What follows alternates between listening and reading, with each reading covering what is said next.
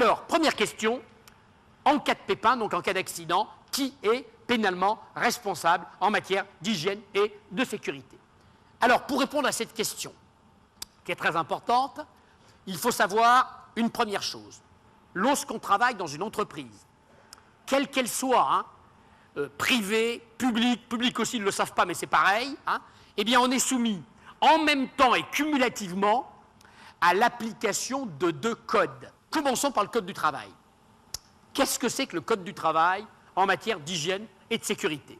Eh bien, je dis toujours, pour essayer d'être le moins obscur possible, que le code du travail en matière d'hygiène et de sécurité, donc la partie du code du travail qui nous intéresse ce matin, c'est l'équivalent du code de la route du chef d'entreprise ou du chef d'établissement. Puisqu'il est écrit quelque part dans le code du travail que le responsable pénal de l'application dans un établissement des règles d'hygiène et de sécurité, je parle du code du travail, c'est le chef d'établissement.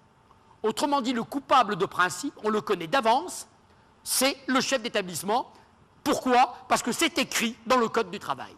Donc en principe, quand par exemple, il n'y a pas un équipement de protection individuelle, il n'y a pas de document unique, en principe les plans de prévention sont mal foutus, ou ils n'existent pas, le coupable, on le connaît d'avance, en principe, c'est le chef d'établissement. Car c'est lui, je répète, qui est en haut de la pyramide de l'établissement, c'est lui qui a le pouvoir disciplinaire, économique au moins en partie, et donc on en tire une conséquence, il est en principe coupable en cas d'infraction aux dispositions du code du travail. Ce qu'on oublie toujours, c'est qu'à côté du code du travail, il y a l'autre code, le code pénal. Et alors là, le code pénal, c'est autre chose. Qu'est-ce que c'est que le code pénal? Alors je dis toujours, pour prendre une image plus ou moins exacte, que le code pénal, c'est le code du citoyen. Ça veut dire déjà fondamentalement que le code pénal, il s'applique à tous les moments de la vie. Il s'applique à la maison, au volant de votre voiture et puis au travail, même pendant vos loisirs. Bon. Et dans une entreprise, le code pénal, il s'applique à tout le monde. Il s'applique au dernier des opérateurs comme au PDG de la multinationale. Et au titre du code pénal, il n'y a pas de délégation de pouvoir qui tienne. Tous ceux dont les négligences vont s'inscrire dans ce qu'on appelle l'arbre des causes ou l'arbre des faits d'un accident peuvent se retrouver dans le tribunal correctionnel. Au titre du code pénal, on peut avoir 1, 2, 3, 10, 15, 20, 30 personnes devant le tribunal pour le même accident. Je prends des trucs connus, comme ça on gagne du temps. Le meilleur exemple ces dernières années, c'est l'affaire de la grue de Toul. Vous vous rappelez peut-être l'histoire à Toul dans l'Est. Mon petit chantier de BTP, il est 10h15 du matin. Ce matin-là, il y a un chef de chantier et un grutier. Le grutier est un intérimaire. Il est là depuis 3 jours, mais c'est un grutier professionnel. Quant au chef de chantier, 30 ans de métier, 1 mètre sur 1 mètre, un dur de chez dur, vous voyez le genre. Bon. Vers 10h du matin, notre petit grutier descend de sa grue et dit à son chef, chef, il faut arrêter, là le vent a largement dépassé les vitesses réglementaires, il faut s'arrêter, il faut mettre la grue en drapeau, ça devient dangereux.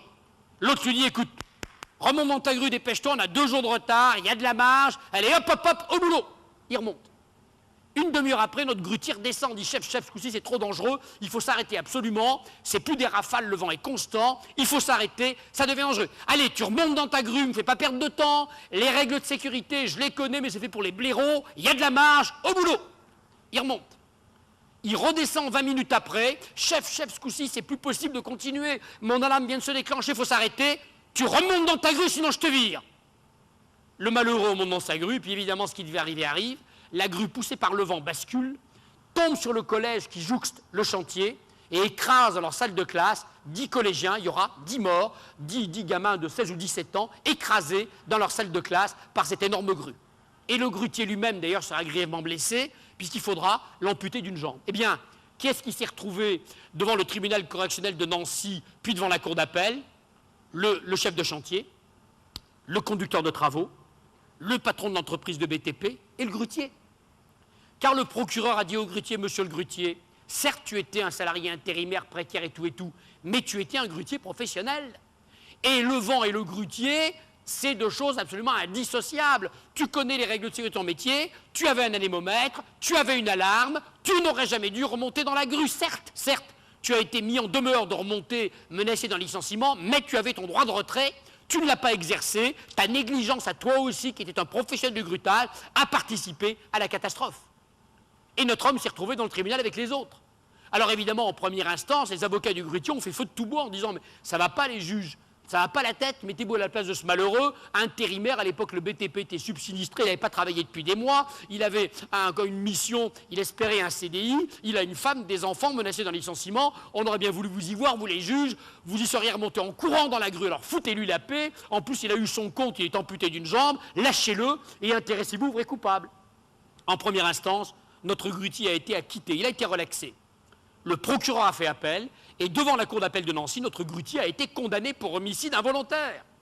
Alors il a été condamné à une peine symbolique, 10 000 francs d'amende avec sursis, mais la cour d'appel a bien voulu marquer que tout simple salarié qu'il était, et puis salarié précaire s'il en est, eh bien lui aussi était tenu d'appliquer les règles de son métier, les règles de prudence, les règles de sécurité qu'il avait appris, qu'il connaissait, et que sa négligence à lui aussi avait participé à la catastrophe. Ma première question, c'est en cas de pépin qui est responsable, je récapitule, au titre du Code du travail, c'est soit le chef d'établissement, soit la personne titulaire d'une délégation de pouvoir, risque 3 550 €.